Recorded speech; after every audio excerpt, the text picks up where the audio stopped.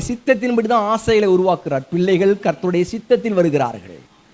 ஆசீர்வாதங்கள் கர்த்தருடைய சித்தத்தில் வருகிறது. பணம் கர்த்தருடைய சித்தத்தில் வருகிறது. ஐஸ்வர்யம் கர்த்தருடைய சித்தத்தில் வருகிறது. நான் சொல்றேன், இன்னைக்கு நான் வந்திருக்கிறதே கர்த்தருடைய சித்தம். நான் அதை பார்த்து கொண்டிருக்கிறதே கர்த்தருடைய சித்தம். ஏன்னா கர்த்தர் சித்தத்தின்படி என்னை திருப்புகிறார்.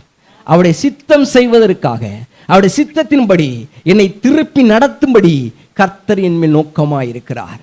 தாவீது இதை சொல்லிட்டான், யோபு சொல்லிட்டான். சொல்லும்போதே ஒரே மனமா இருக்கிறார். எதுக்கு? எனக்கு செய்யறதுக்கு. அப்படின்னா அது ஒரு முறை தீர்மானம் எடுத்துட்டேன்னா தீர்மானம் எடுத்தது தான்.